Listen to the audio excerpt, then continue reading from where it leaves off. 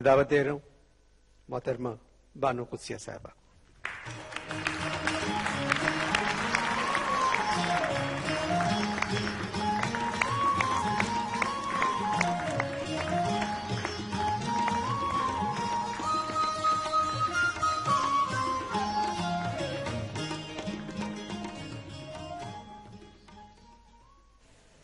مجھے سمجھ نہیں اس وقت آ رہی کہ میں ذہنی طور پر، نفسیاتی طور پر اور قلبی طور پر یہاں موجود نہیں ہوں.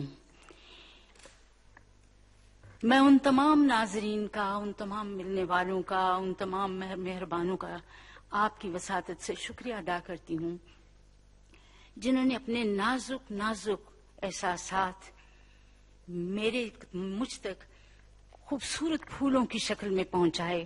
ان سب کا شکریہ جو میرے غم میں شریک ہوئے، اور آپ تمام لوگوں کا بھی شکریہ جو اپنی مصروفیات چھوڑ کر، اتنی مصروف زندگی جو آج کی ہو گئی ہے اسے چھوڑ کر یہاں آئے اور اشفاق احمد کو نذرانہ پیش کیا اپنی عقیدت کا اور میری دلجوئی کی. بہت بہت شکریہ. میرے پاس آپ لوگوں سے بہتر کہنے کو کچھ نہیں ہے. میں فقط ایک دو اعترافات کروں گی. میں آپ سب کے سامنے یہ اعتراف کرنا چاہتی ہوں کہ اشفاق احمد میری چادر بھی تھے اور چار دیواری بھی. اشفاق احمد نے مجھے لوگوں کے مابین ہمیشہ اس طرح رکھا جیسے وہ حجاب ہوں. انہوں نے میرے رشتہ داروں کے ساتھ مجھے ایسے مابین رکھا کہ شرم و حیا دونوں طرفین کی قائم رہے. دوستوں میں اور بہی خواہوں کے درمیان جب میں ہوتی، وہ درمیان میں ایک ریشمی پردہ بن جاتی. اشفاق احمد کے جانے کے بعد مجھے کئی باتیں سمجھ آئی ہیں. اب میرے سامنے ہٹو بچو کہتا ہوا، ہوشیار بادب با ملحظہ کہتا ہوا 2.5 قدم آگے چلنے والا آدمی نہیں ہے. اب میں ٹھوکر کھا جاؤں، گر جاؤں، کسی کے کندھے سے بھٹ جاؤں، وہ شخص نہیں ہے جو میرے لیے سڑک پر آگے چلتا تھا اور مجھے بچاتا جاتا تھا. وہ شخص موجود نہیں.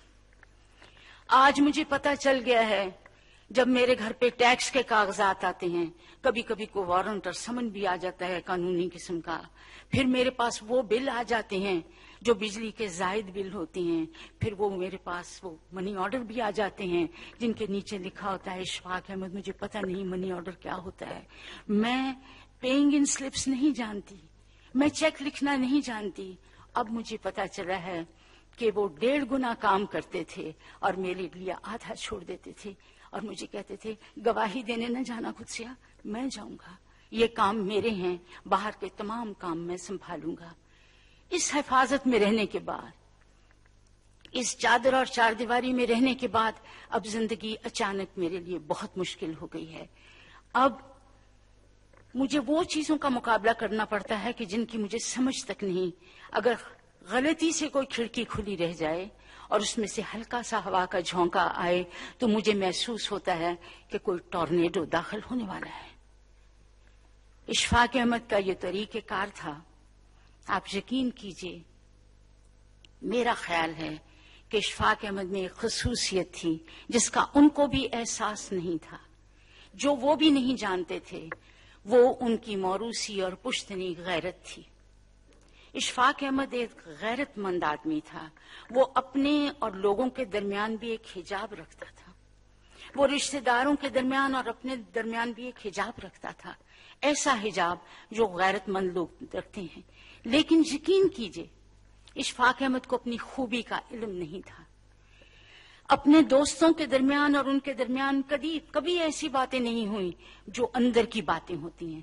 ممتاز مفتی کہا کرتے تھے اشفاق احمد گونگا ہے، اس نے صرف اپنے اوپر باتوں کے خول چڑھا رکھے ہیں. ان کی اصلی بات کو کوئی نہیں جانتا تھا، اور یہ سب ان کے موروثی اور پشتنی خوبی کی وجہ سے تھی. لیکن میں آپ سے پھر عرض کروں، بار بار عرض کروں کہ اشفاق احمد کو اپنی اس خوبی کا علم نہیں تھا. ہر قوم میں اور ہر فرد میں ایک خوبی ایسی ہوتی ہے جس سے بہت سی اور خوبیاں پیدا ہو جاتی ہیں، جس سے بہت سی اور خرابیاں پیدا ہو جاتی ہیں، لیکن بنیادی طور پر خوبی ایک رہتی ہے. میں ایک معمولی سی مثال دوں گی، شاید آپ کو غلط ہی لگے. کبھی آپ نے سائیکل کا پہیہ دیکھا ہوگا، اس کے درمیان میں ایک ہب ہوتا ہے جس سے ساری اسپوکیں جڑی ہوئی ہوتی ہیں، اور جس ہب کے زور پر وہ ساری اسپوکیں چلتی ہیں اور سائیکل کا پہیہ چلتا ہے۔ ایسے ہی فرد اور معاشرے میں ایک خوبی ایسی ہوتی ہے جس کی بنا پر وہ سارا معاشرہ اپنی خوبیوں کو، اپنی کو جانچ لیتا ہے۔ لیکن عجیب بات ہے، آپ لوگوں نے اپنے میں بھی، آپ کا علم مجھ سے زیادہ، آپ کی بصیرت مجھ سے زیادہ، آپ کی اہمیت مجھ سے زیادہ، اس خوبی میں جب احساس پیدا ہو جاتا ہے، فخر پیدا ہو جاتا ہے کہ مجھ میں یہ خوبی ہے، اس میں تکبر کی چھینٹیں آنے لگ جاتے ہیں، جب آدمی اپنی خوبی پر نازاں ہونے لگتا ہے تو یقین کیجئے وہ نفع کے مقام سے گر کر نقصان دینا شروع کر دیتا ہے۔ میں نے انہیں جب بھی دیکھا، اپنے لیے انہوں نے کبھی دستے سوال بلند نہیں کیے، نہ انہوں نے کسی مانگا، نہ انہوں نے کسی سے کہا مجھے یہ ضرورت ہے۔ میں نے ان کو بارہا دیکھا کہ ان پہ اتنی تکلیفیں آئیں، انہوں نے ٹیلی فون ملا کر اپنے پیارے بھانجے، اپنے پیارے بھتیجے، اپنے بیٹے تک کو نہیں بتایا کہ میرے سر پر یہ تکلیف ہے۔ لیکن اس کے ساتھ ہی اگر کبھی انہیں کوئی چھوٹی سی تکلیف کسی اور شخص کی ملی تو انہوں نے کاسہ گدائی اٹھا لیا اور باہر دفتروں کے باہر بیٹھے رہے کہ اس آدمی کا کام کرا دوں۔ لوگوں کا بھرم قائم کرنے کے لیے، ان کی عزت نفس رکھنے کے لیے انہوں نے سفارشیں کی، لوگوں کے گھر گئے، مانگا، بھیک مانگی، لیکن اپنے لیے انہوں نے دستے سوال کبھی بلند نہیں کیا۔ اگر آپ لوگوں نے غلطی سے کبھی سفر در سفر پڑھی ہو یا کبھی تلقین شاہ سنا ہو تو آپ جان جائیں گے کہ انہوں نے ہمیشہ اپنے آپ کو تختہ مشق بنایا، اپنے آپ کو مزاح کے مقام پر رکھا، اپنے آپ میں وہ برائیاں شامل کیں، لیکن کسی اور شخص کو اسکیپ گوٹ نہیں کیا، کسی اور آدمی کے کمر میں مکہ مار کر نہیں کیا تیری وجہ سے میری زندگی یوں ہوئی۔ بتائیے ایسے انسان کو کیا اپنی خوبی پر کبھی فخر ہو سکتا تھا؟ لیکن میں جانتی ہوں وہ بے حد غیرت مند آدمی تھا، اور اس میں ایک ہی خوبی تھی، وہ غیرت تھی، جو اس کا موروثی اور پشتنی سبب تھا۔ یاد رکھیے، ایسے لوگ گلی گلی کہاں، ایسے لوگ ہر عہد میں اور ہر پود کی قسمت میں کہاں، اور مجھ جیسی بھاگوان عورت بھی کہاں جس کی چادر اور چار دیواری اس کا شوہر تھا۔